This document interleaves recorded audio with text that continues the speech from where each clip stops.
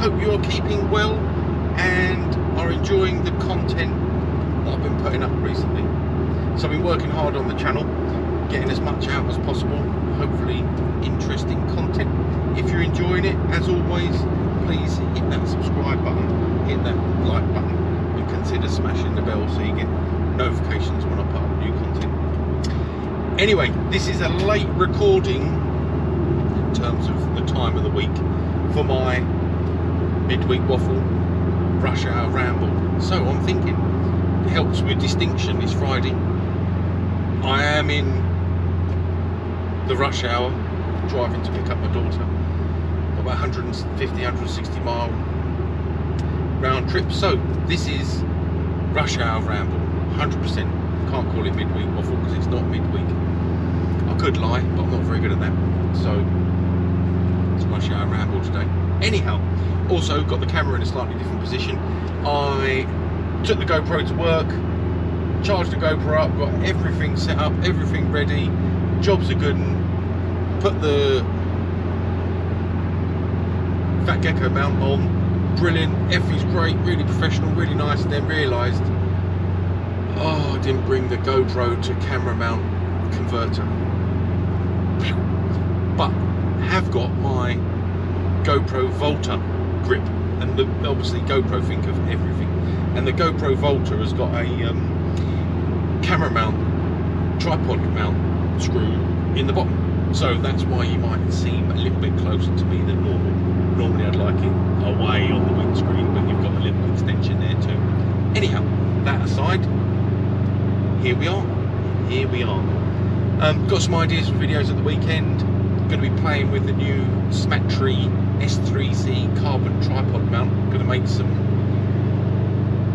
car valeting hyperlapses.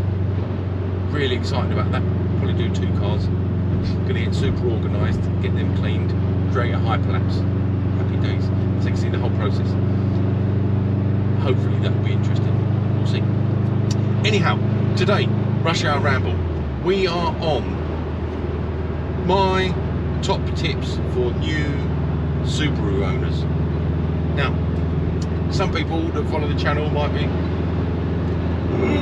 boring, don't need to know. Well, that's fine, skip on, there's loads more stuff to watch. But if you've either recently bought a Forester or thinking about buying a Subaru Forester, handy tips to know, So I was going to do 5, but I thought I can't categorise it, I can't be bothered counting it, it will overtake my brain power trying to, have I done that one, I was going to put a list on the dash, not doing that.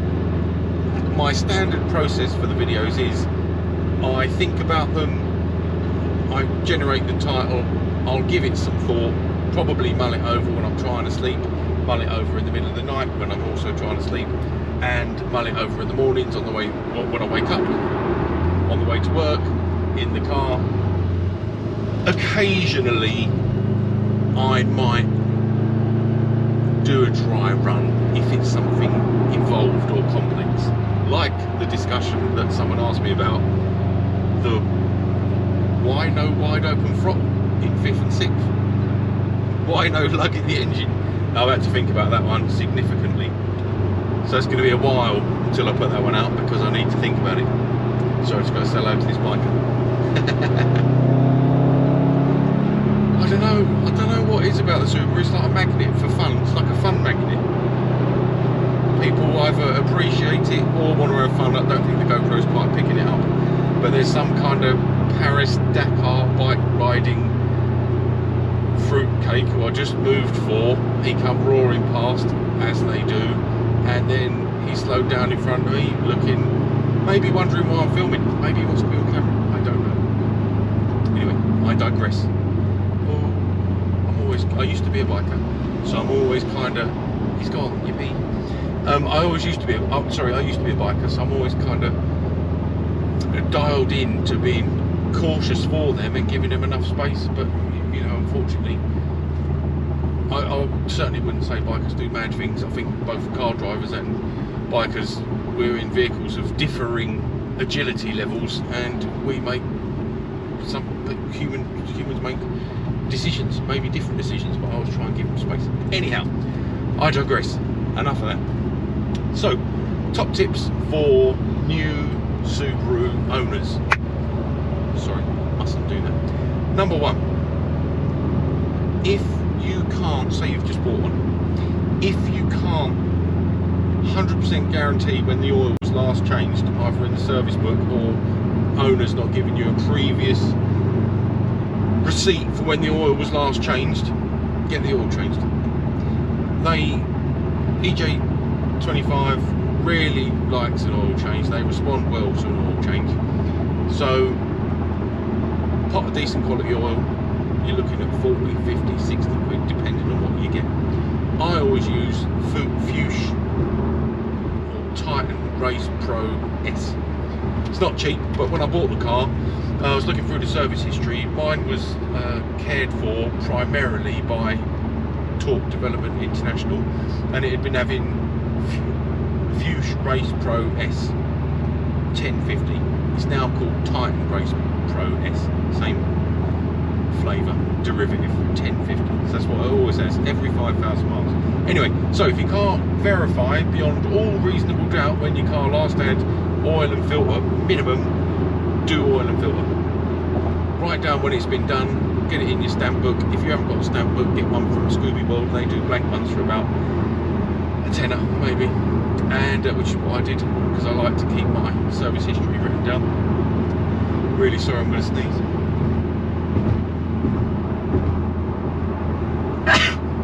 Excuse me.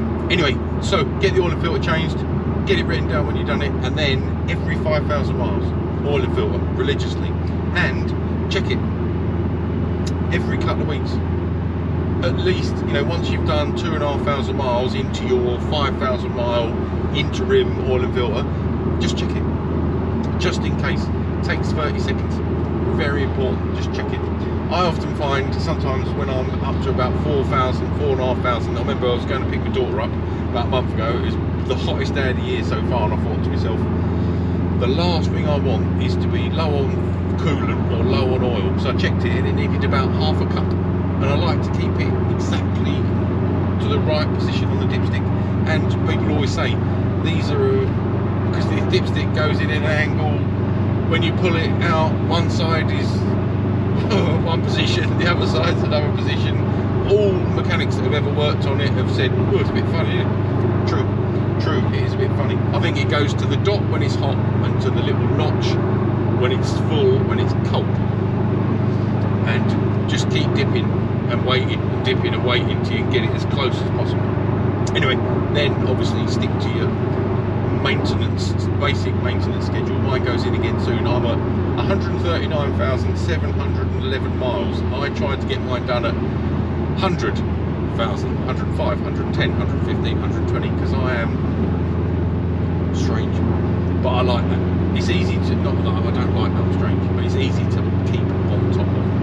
Anyhow, number two, there isn't a set amount. I'm going to go for as many as I can remember that I had spitballed in my mind, and then when I've run out of ideas, it'll be the end of the video. So number two, similarly, actually I'm not going to go into what I thought. We're going to talk about fuel. So hopefully when you looked for your car and you chose your car, either has been in the country a while, was previously imported and then sold by a reseller, or yours is a fresh import, lucky. Hopefully it's been bought in by a reputable seller and then immediately remapped for UK fuel. So in an ideal world, what you'd like is a dyno printout and the dyno operator's notes to say Forester, blah blah blah blah blah blah blah, and then the basic mods, free flowing exhaust, Cosworth panel filter, or maybe Canon panel filter, or an induction filter, an induction system, and then what fuel it was mapped for. So hopefully you know that, or at least at the minimum the person you bought it off told you this car is mapped for this fuel, and then you stick to that forever. For me, that is Shell V-Power. When I collected the car, the guy gave it to me with 0 petrol. So, as a naive, unknowing Subaru owner, I went straight to the nearest garage because I honestly thought I was going to run out. Stuck a little bit in. Can't remember where it was, maybe BP, don't know. But certainly the first thing on my mind wasn't putting in premium fuel. I maybe only put in a tenner, and as soon as I read about it, I was like, oh, quick, fill it to the brim with V-Power. And it's never ever had anything else. I've done over 60,000 miles in the car now. It's always had V-Power. Stick with what it's mapped to, or at least the same RON. Yeah, so it's always had V-Power, except once during the fuel crisis, sometime during the pandemic, I can't remember exactly when, but there was like a fuel shortage and I had to use Esso once. But it was fine, nothing blew up. It was the good Esso, not the expensive Esso, the one that's Esso Ultimate, something like that. Anyway, so know what your car's mapped to, stick with it always. No cutting corners, no just stick a tank 97 RON in. Not good if it's mapped to 99 RON. It's not going to do you any favours. Or, like in one of my other videos, carry one of those octane boosters around, just in case. I know a lot of people on the forums have mentioned that. Just in case you're in a situation where you cannot get 99 RON fuel for love nor money. Octane booster, get you out of trouble. Drive the car a little bit more sensibly. Don't put 97 RON in it, or, you know, poverty unleaded, and then a bit of booster, and then cane the life out of it. No good. Get the good juice in. Essential. Right, number 3, which I nearly said at number 2. Number 3, similarly to number 1 regarding the oil. If you can't guarantee beyond all reasonable doubt when the belts were last done, get the belts done. Yeah. You've got a 300 brake horsepower car, probably, you know, you look at most people that get them imported and mapped for UK 99 RON, most people are running, I'd say, between 280 and 330. That's kind of your bracket for 2.5 turbo STIs, right? So 280 to 330 brake. So the last thing you want, we're not worrying about fuel, we're not worrying about oil, we tick them boxes. So now, belts.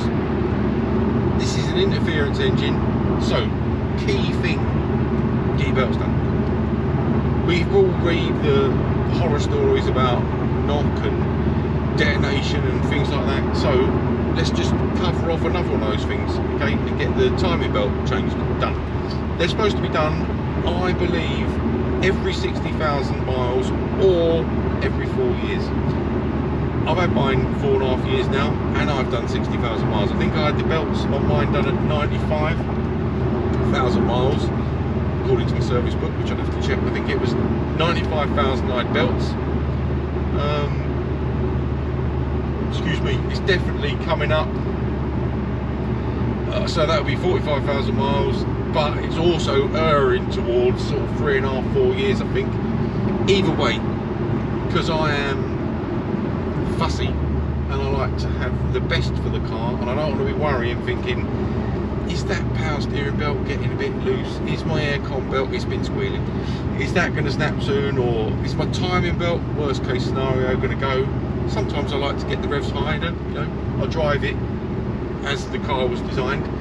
So I've got the belts, I ordered them from ICP recently, full belt kit with water pump and all the respective bottom pulleys, lower pulley, gaskets, etc, etc. I think I won't guesstimate the price. It wasn't stratospheric amounts of money, 250, something like that, and then it's 4 hours labour to get them fitted, which is a job due soon. So as I say, again, if you can't pin down when yours are done and they don't look brand new, get them done.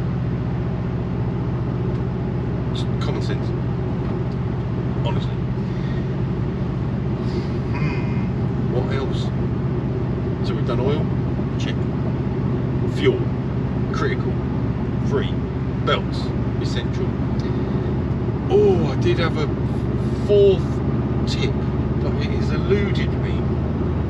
Anyway, I'm going to stick in to number 4 and hope while I'm discussing number 4, I'm moving my number 5 to number 4, and hopefully my brain can,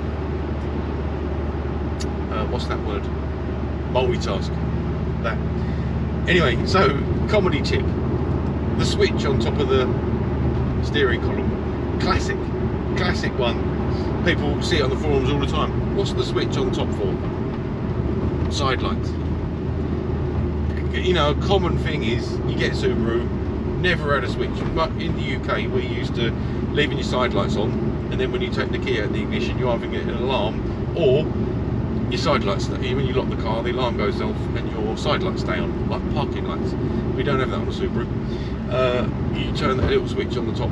So the classic story I see on the forums is where people say, you know, you've been cleaning, you've switched that on, and you either come out to a flat battery on a Monday, or however often you use your car, and then, or people have said, I've turned the car off, take the keys out of the ignition, blip the alarm, but the lights won't go off.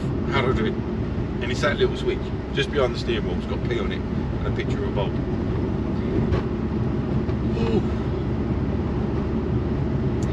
Do you know what? I'm going to have to slam.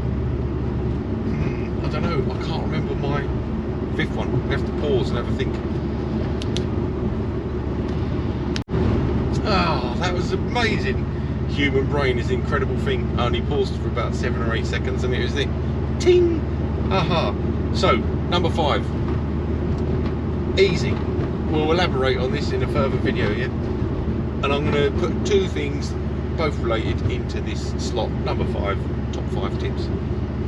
The switch was supposed to be number 5, but I've had to transpose it because I forgot this one. Anyway, so, last but not least, and this is pretty important, yeah? Always warm the car up before boosting around here, there and everywhere. I'm not going to say caning it or driving it hard. You know the deal. When you wake up in the morning, whether it's hot, cold, indifferent, drive the car like a regular, normally aspirated car for the first, however long it takes for your water temperature gauge to get to its normal resting position. Okay, then wait another mile or 2 or 5 or 10 minutes so that you know that the oil has circulated all the components necessary and it is up to its correct operating temperature. Then start pressing on. Happy days. But don't try pressing it when it's not warm. No fun. Oil's not at the correct sort of viscosity or fluidness, and it's not flowing around the critical parts of the engine, i.e. the turbo. It's pretty important, as well as all the other elements that get lubricated by the oil. So let's get everything up to temperature before you start giving it the beans. Similarly, always cool the car down. So if you've had a spirited run, whether that be on the dual carriageway, a long journey to motorway or B roads, or just some fun going to the shops. So you've been 3rd gear, full boost, 4th gear, full boost, fast in 5th, blah blah blah, everywhere, boost, boost, boost, boost, changing, boosting, blah blah blah. When you get home, just let it run for 2 minutes. Engines run hot anyway when you're giving them the beans. With a turbo car in particular, the turbo generates lots of heat. You've got a hot engine bay, turbo vanes spinning like the clappers, they generate heat. They're bringing exhaust gases back in and compressing them, sending them in for combustion, generating more heat. So once you've had a spirited drive, park up, leave it running for 2 minutes. Just let all the oil recirculate, bring the turbo back to the same temperature as the rest of the engine and the rest of the engine oil, let everything cool down nicely, switch it off, job done. Or another way of looking at it, and this always made me laugh when I was reading guides, one of the guides I read said, if you don't want to leave it running for 2 minutes when you get everywhere or anywhere, I've had a turbo car, my Fiesta Turbo, I've had turbo cars for probably the last 30 years, so I always, as a matter of course, let them cool of their own natural accord, whether that means fans cutting in and out, everything happy, oil circulating the turbo happy, you know, just bringing that all down to a nice solid equilibrium, idling, great, switch off, good. If you don't want to do that, just take the last 10 minutes of your journey easily. And this was the funny thing I read, and it said, I'll try and quote, it said, don't drive the last 5 miles of your journey like you were being chased by an Evo on your last lap of the Nürburgring. Pretty simple, isn't it? So, I'm on a 160 mile round trip tonight. At the moment, I am chilling out. I am 2,800 revs, just under 70, 5th gear, no rush. Life's good. Had a tough week. Life is good. We're just chilling. I will say, after I've been a quarter of the way around the M25, over the Dartford Bridge, back under the Dartford Tunnel, sat in traffic for a millennium. By the time I'm almost back, I'm wanting to get going. I am wanting to get going. So there'll be a few sections where once we're out of traffic, she's getting opened up. However, thinking about the don't drive your last 5 miles like you're on the last lap of the Nürburgring with an Evo behind you, I normally get back and that last 5 miles I drive it like my mum's driving. So no boost, got a nice big hill down into the village where we live, so there'll be no boost, no loading up the engine, probably mainly if you see, I think it's 60, it's dual carriageway 70, then into 60 national limit, then a 40, then a 30. So it's a nice tapered slow down. I'll come in at national speed limit, I'll then do 60 in the country lanes, then 40 and then 30 where required, and just plod through. 4th gear, definitely no boost, just gently tickling the throttle and get in. I personally will still do 30 seconds. It is funny though, if I turn it off, my daughter will say, because I've told her before, don't get out of the car. She's like, what? And I'm like, I've got to cool the car down. I've got to let it run. Anyway, so she now picks me up on it.